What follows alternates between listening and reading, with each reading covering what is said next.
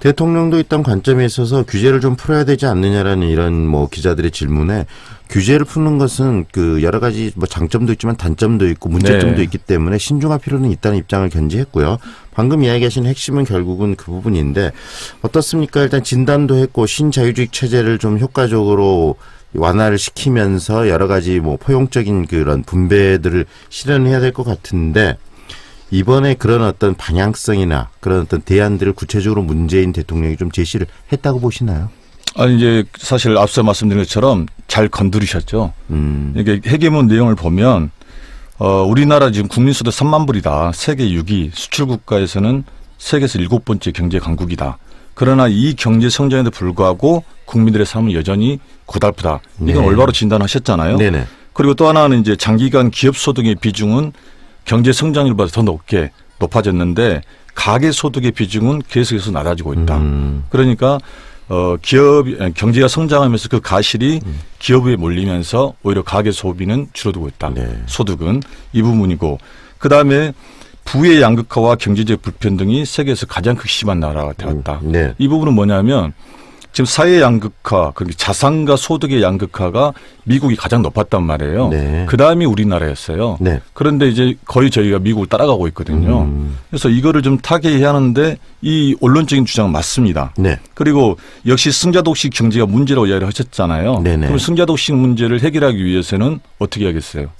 승자독식의 틀을 바꿔야 하잖아요. 독식을 막아야 되는 거 아니겠죠? 그렇죠. 그러기 위해서는 어떻게 하냐면 경제 체제를 바꿔야 하는데 이 부분에 대한 언급은 없단 말이에요. 네. 사실 이 승자도식의 문제가 우리만의 문제가 아니라 전 세계 문제라고 했는데 네. 이 문제는 저는 틀렸다고 이렇게 봅니다. 왜냐하면 이미 유럽은 복지국가로 나가고 있어요. 상당수가. 네, 네. 그런데 미국이나 일본, 영국, 그 우리나라 특히 캐나다 몇 개 안 되는 나라를 가지고 전 세계가 그렇게 하고 있다는 것은 전 잘못됐다 보고 특히 네. 영국 같은 경우는 복지국가의 원조였잖아요. 네네. 근데 복지를 축소하면서 발생했던 문제들이 지금 우리나라와 비슷한 문제가 사이인가 발생하는.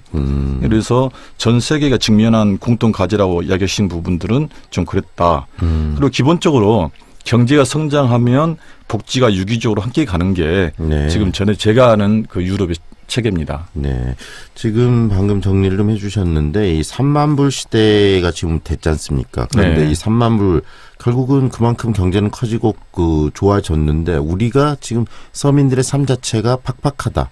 다시 말하면 이것이 지금 분배가 제대로 이루어지지 않다는 이야기, 지정 제대로 했던 이야기도 하셨고, 근데 그런 어떤 방향성을 그런 문재인 정부가 지금 제대로 만들어가지 못하고 있다는 이야기시잖아요. 그렇죠. 네. 그래서 이제 고용 지표 말씀하셨는데 네. 포용적 국가 성장이라는 것이 이제 고용과 분배의 문제예요. 네. 그러니까 국민들이 경제 활동을 누구나 할 수 있는 게 일자리 문제죠. 네. 근데 이것 자체가 지금 막아져 있고 일자리 역시 좋은 일자리와 나쁜 일자리, 양질의 일자리가 또 나눠지잖아요. 이런 것들을 해결하겠다는 의지는 좋은데 네. 대안들이 좀 부족했다. 저는 그렇게 보고 있습니다. 대안들이 경제 문제를 특히 민생 경제를 강조하고 있고 네. 자영업 소상공인에 대한 대책 마련하겠다 이런 이야기를 하고 있지만 네. 이게 좀 구체적으로 어떻게 정책으로 좀 나타나고 있지 못하고 있다라는 이야기이신 거죠? 네네. 그리고 이제 자영업자 같은 경우도 사실 그 진단은 제대로 해야 돼요. 이게 자영업자에 대한 지원을 하겠다는 건데 어떻게 지원할 것이냐. 네. 근본적인 문제가 뭐냐면 지금 자영업의 어려운 문제는 최저임금에 여파도 있지만 첫 번째로 대기업들의 골목 상권 장악이 있어요.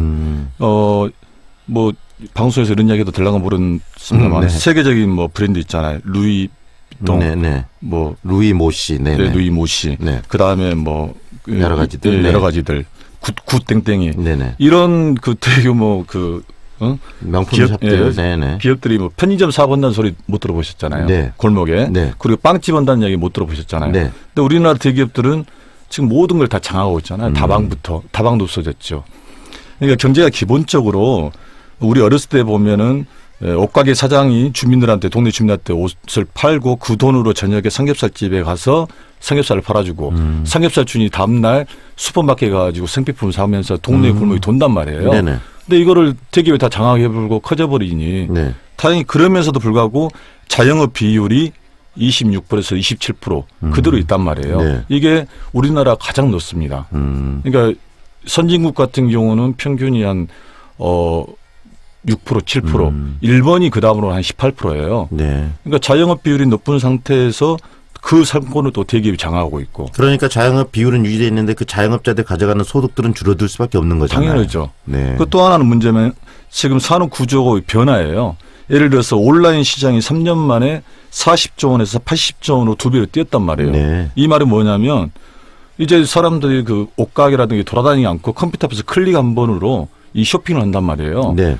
근데 이거를 또 대기업들이 발빠르게 움직여가지고 독차지하고 있어요. 네. 이번에 보니까 신세계에서 뭐 1조를 투자한다니까 롯데에서는 3조 원을 투자하겠다. 네. 이렇게 산업구조가 변하고 있단 말이에요. 자영업 생존이 어렵게끔 구조적으로 가고 있다. 네. 세 번째는 앞서 말씀드린 것처럼 우리나라의 자영업 비율이 너무 높다. 네. 이런 문제들은 무시하면서 마치 최저임금의 여파로 자영업이 어려운 것처럼 일부 야당에서 호도하고 있는 거죠.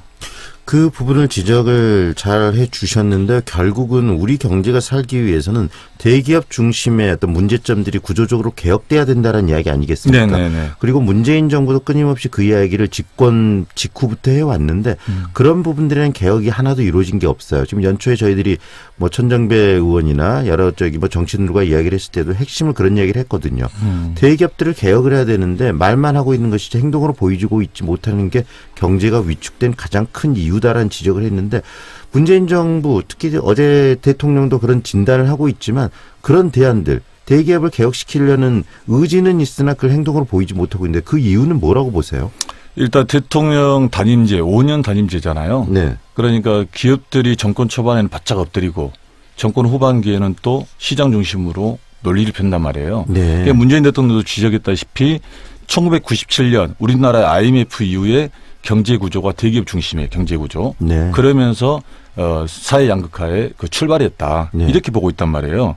그러면 거기에 대해서 어떻게 할 것인가는 어느 정부도 손을 못 대요. 예를 들어서 박근혜 정부에 마저도 그 소득 기업 소득 한류세. 네. 그러니까 대기업들이 국가의 세금으로 우리가 지원해 준 거에 대해서 너희들이 고용을 창출하고 투자를 해야 하는데 그거 안 할 거면 돌려주라. 네네. 그래서 기업소득 한류세를 주장했는데 또 기업들한테 두드러 맞았잖아요. 네네.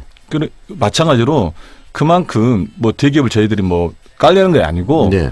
기본적으로 이 사회적 대타협을 통해서 경제와 성장을 같이 가져야 하는데 네. 지나치게 시장 중심주로 가려는 이것들을 좀 막아야 한다.